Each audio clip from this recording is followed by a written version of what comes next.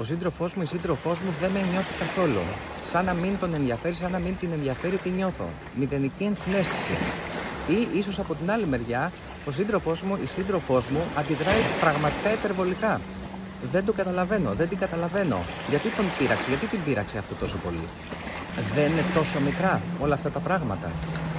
Ίσως είναι διάλογοι που έχεις ακούσει ή έχεις κάνει και εσύ. Εγώ σίγουρα έχω εμπλακεί σε τέτοιους διαλόγους. Εδώ λοιπόν θα δώσουμε κάποια ωραία τρικάκια για να μπορέσουμε να αναπτύξουμε την ενσυναίσθηση, αλλά και να δούμε τα πράγματα λίγο διαφορετικά, ώστε με μικρά απλά πραγματάκια να μπορέσουμε λίγο να βελτιώσουμε τη σχέση μας. Διάβασα ένα πολύ ωραίο post τις προάλλες, όπου έλεγε ότι όταν ο σύντροφός σου νιώθει κάτι, τον ενοχλεί, τον στεναχωρεί, είναι σαν να σου πετάει μία μπάλα. Εσύ αυτό που πρέπει να κάνεις είναι να πιάσεις αυτή την μπάλα και να μιλήσεις για αυτή. Εάν δεν την πιάσεις αυτή την μπάλα και την αφήσεις να πέσει κάτω, τότε θα αρχίσεις να μιλάς για τα δικά σου συναισθήματα. Τότε θα αρχίσεις να μιλάς για το πώς νιώθεις για αυτή την μπάλα και όχι για το τι συμβαίνει από τη μεριά του συντρόφου σου. Επίσης, ένα άλλο βίντεο έλεγε το εξής, ότι ξέρεις κάτι, η κοπέλα βρίσκεται μέσα στην πισίνα και πνίγεται, να το πούμε έτσι, και ζητάει να εισακουστεί, ζητάει τη βοήθεια από τον σύντροφό της. Και ο σύντροφός της, αντί να βουτήξει και αυτός να την σώσει ή τέλος πάντων να τη βγάλει έξω, να τη βοηθήσει, κάθεται σε μια καρέκλα και αρχίζει και μιλάει και λέει για το τότε που είχε πέσει εκείνο στην πισίνα και δεν του έδωσε η σύντροφος ένα χεράκι βοηθείας, δεν ήρθε να τον βοηθήσει. Όλα αυτά δεν μας βοηθούν καθόλου. Επίσης, όσον αφορά το κομμάτι της υπερβολής, όταν πας στην παραλία, καλή ώρα εδώ που είμαστε, εάν πατήσεις ένα αχινό, μπορεί να είναι ένα τόσο μικρό αγκαθάκι. Αυτό το αγκαθάκι, εάν το φροντίσεις εκείνη τη στιγμή, με λίγο λαδάκι, με λίγο κάποιες κινησούλες, με ένα τσιμπιδάκι, μπορεί πάρα πολύ εύκολα, σε λιγότερο ίσως και από ένα λεπτό, να βγει και να είναι όλα μια χαρά, σαν να μην τρέχει τίποτα. Εάν όμως δεν το κάνεις αυτό και πεις, έλα μωρέ τώρα, σιγά θα ασχοληθώ με ένα τόσο μικρό αγκαθάκι, πόσο σημαντικό είναι.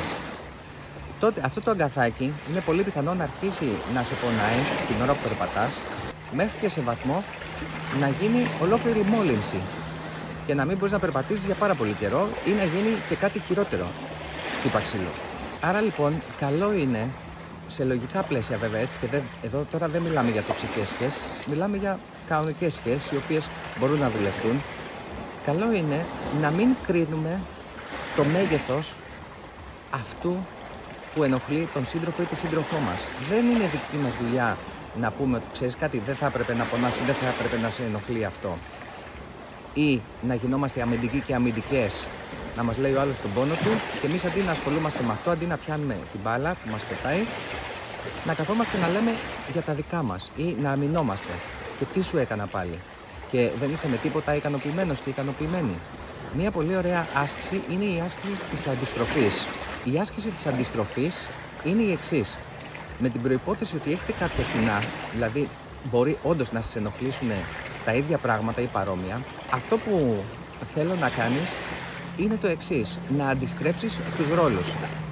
Δηλαδή, να μπεις στη θέση του άλλου ανθρώπου, ο άλλος ο άνθρωπος να μπει στη δική σου θέση και να σκεφτείς, να φανταστείς, να τρέξει αυτό το σενάριο στο νου σου, ότι σου κάνει ή σου συμπεριφέρεται ακριβώς με τον ίδιο τρόπο όπου συμπεριφέρθηκες εσύ ή έκανες εσύ, ακόμα και αν ήταν άθελά σου, γιατί και σε εκείνον ή σε εκείνη αντίστοιχα μπορεί να είναι κάτι άθελά της. Κάνε αυτή την άσκηση της αντιστροφής και δες, αισθάνεσαι κάτι παρόμοιο? Μπορείς να φύγεις για λίγο από τον εαυτό σου και να προσπαθήσεις έστω σε ένα φανταστικό σενάριο να μπεις κυριολεκτικά στα παπούτσια του άλλου, όσο αυτό είναι εφικτό? Εάν το κάνεις αυτό 5, 6, 7, 8 φορές, να είσαι σίγουρος και σίγουρη ότι έστω και λίγο θα μπορέσεις να αναπτύξεις αυτό το κομμάτι της ενσυναίσθησης. Γιατί όλο αυτό το κομμάτι της ενσυναίσθησης, ειδικά στις σχέσεις, τι είναι? Να μπορέσουμε να φεύγουμε από το εγώ μας και να μπορέσουμε να εστιάζουμε στην αγάπη και σε αυτό το κοινό τόπο που είναι η σχέση. Το ενδιαφέρον δηλαδή σιγά σιγά φεύγει από εμένα να γίνομαι αμυντικός, να γίνομαι αμυντική, να μην καταλαβαίνω, να ενοχλούμε, να στεναχωριέμαι, και αρχίζει και πηγαίνει η εστίαση σε αυτό το κοινό τόπο, όπου αυτός ο κοινός τόπος είναι η σχέση. Αν λοιπόν ο άνθρωπός μας βρίσκεται σε αυτό το σημείο και κάτι τον ενοχλεί, κάτι τον έχει στεναχωρήσει, το χρέος μας είναι να πάμε εκεί και να το φροντίσουμε, διότι μας εκφράζει μία αδυναμία του ή μία αδυναμία της πολλές φορές και με λάθος τρόπο. Το ίδιο αντίστοιχα πρέπει να κάνει και εκείνος. Τέλος, κλείνοντας, να πούμε ότι είναι πάρα πολύ σημαντικό να βρισκόμαστε στον ίδιο τόπο. Που σημαίνει ότι εάν ο άνθρωπός μας μιλάει για το α πράγμα, το οποίο τον έχει ενοχλήσει, την έχει ενοχλήσει, θα πρέπει να συζητήσω για αυτό.